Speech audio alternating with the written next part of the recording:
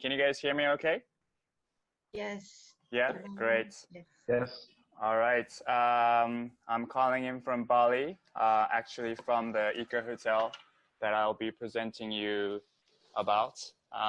Here's the view that I see in front of me, so you can see where I'm at. Can I share my screen? Yeah. Okay. Let me. Okay. All right. So, yeah, thank you so much for this opportunity. My name is Tomo Namakawa. I'm originally from Japan, but I've been in Bali for the last 6 years. And my wife and I started this sustainable hotel about a year ago called Mana Earthly Paradise. It's a hotel. It's a hospitality business. So we've been hit hard by the pandemic, like millions of people in other parts of the world, and we're basically trying to survive and to come out of it stronger and better. So Mana is a next generation eco hotel. It's run by an NGO called Earth Company that my wife and I founded 6 years ago. And Mana is based in Ubud, Bali. And many of you may have been here before. So it looks like this. We're in the middle of the rice fields. Beautiful area to just even walk around. Here's an aerial view, and there's a reason why the red roof buildings are not thatched roof, and I'll tell you more about that later. And so why do we exist? Why does Mana exist in the first place? As many of you know, the mass tourism has a significant environmental impact. So this is data from Bali. Tourists use about 2,500 liters of water per day, while the locals use only 180 liters. So tourists are using about 10 times more or even more. Similar data for waste. So tourists generate on average about 3.7 kilos, while the locals generate only 0.7. So it's more than 5-fold. And in the case of Bali, most of this trash actually ends up in the landfill. So it's really not a sustainable consumption that's practiced by the tourism industry. And so when we started when we started designing this place, we really wanted to be part of the solution and not the problem. And we didn't just want to talk about it. We really wanted to be the change that we wanted to see in the world. And so what is Mana? So we want to exemplify a truly circular and regenerative economy where the more profits businesses make, the better the world would become. And it's really about the triple bottom line, right? So it's the profits, the people, and also the planet. We're also respect and try to incorporate a lot of the Balinese philosophy on Tirhita Karada, which is the harmony with the gods, with nature, and among the people. And so at Mana, we have 3 main facilities. There's the hotel part, the villas, there's the restaurants, and also there's the market, which is actually just below where I'm standing. So the eco villas. So the 6 villas are actually made of this technique called earth bag. And it's a very simple, cheap, fast, durable, ecological way of building. And because it's so innovative and cost effective, it's actually used in refugee camps and promoted by UNHCR. And I've also heard that it's now being used in space missions by NASA. So it's a really kind of pioneering technique that has minimum environmental burden. And the other thing is that it slows heat transfer. So it's quite cool during the day because it actually gets the cool air inside and then actually stays quite warm during the night because of slow heat transfer. This is what it looks like inside. So there's 100% of the light is powered by solar. We're using bamboo, another sustainable material. recycled mattresses, which my friend Naps will talk more about in a little bit, right after me. And then also all the wood that you see is actually sourced sustainably from a government protected forest. So we didn't cut down a single tree that wasn't protected or that wasn't recycled. Another view, so there's earth bag, there's also the door that's recycled wood, and then there's also rainwater. So I mentioned the restaurant and the office buildings are actually using regular panel roof to be able to collect rainwater, and we collect the rainwater underneath this water tank underneath the parking lot, and we filter that water. And so all the water that's supplied to the kitchen, to the villas, to everywhere is actually drinkable already. And so we also serve that water as drinking water.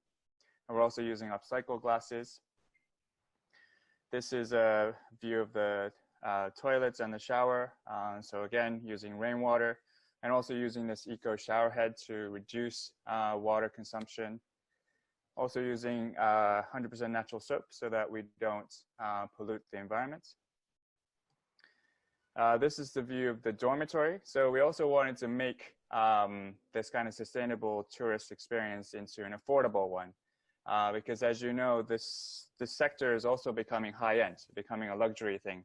But we really wanted to make this affordable and accessible even to students and young people. So this place, the dormitory is about $20 a night or even less. And then people can really experience what it's like to be, future oriented and sustainability focused. And so you get your own power charger for your devices that's powered by solar. And again, all the wood is recycled. This is a view of the outside, so solar panels. There's a thing called a wastewater garden. So we try to filter the wastewater from the villas as much as possible locally before releasing that water. And so we actually spend a lot of effort in terms of water, so getting water from the sky. And then once we use it, we try to clean that water through plants, actually. Very low technology, right? Through the use of plants that actually thrive in wastewater. Next, about kitchen. So the food that's served at our kitchen is also quite particular and unique. So we try to do farm to table as much as possible. We have a permaculture garden on the ground, so a lot of the vegetables that are served in the restaurant are from the garden. We also do organic, no MSG, no GMO, no beef. We're also using heirloom seeds.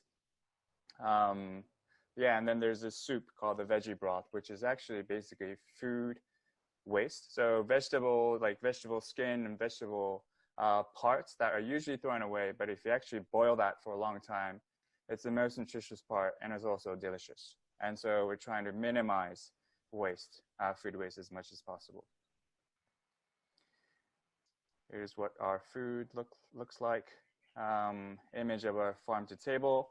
So growing pumpkin on site and then turning that into delicious pumpkin soup, which I actually had just an hour ago. Yeah. Upcycle glasses, as you know. So we're using old wine bottles, beer bottles, different kinds of bottles. So we don't have to basically create something new from scratch. This is what the restaurant looks like. So solar lights, rain catchment again, wastewater garden on the sides. And then the Mana Market is a shop that sells organic, ecological, ethical, social, and local products. And so some of the products that are sold here are reusable pads, also zero waste concepts, so selling soap and other things in bulk, salt made by NGO. Basically, if you buy something here, you know it's good for the environment, you're contributing to social impact, and it's also good for yourself because it's natural and organic and all those things. So yeah, so very, we are NGO, And so we really have a particular way of doing things and making sure that all the products are procured and supplied from ethical sources. Some of the other facilities, Yogashala, permaculture garden, kids playground that's coming soon. We also have a lot of events, farmers markets, movie nights, fundraiser events. A lot of these things are hard to do in this pandemic, as you guys can imagine. But in the last few months, we've also tried to do things to really support each other, support communities around us. Even though we ourselves are struggling financially, we want to become a platform so that other people, businesses, communities can actually support each other. So we held a local food market to support local food producers and vendors that are hit hard by the pandemic. We also hosted a local fundraiser to buy products made by rural villages in Bali. So this is like traditional fabric, traditional like honey, it might be coffee. And so, yeah. And then also we're contributing to this initiative that's happening this weekend called the Plastic Exchange, which is a pretty innovative program. Basically, locals collect plastic and then are basically sold and exchanged for rice.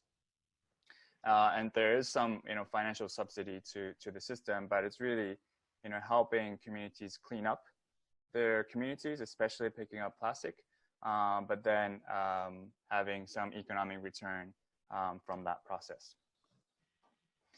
So that's about it from my side. I hope that wasn't too long. Happy to answer any questions. If you guys want to follow us on Facebook, Instagram, or whatever, or want to message me with questions or whatever, yeah, please click any of these links. And yeah, looking forward to keeping in touch with everyone. Thanks very much.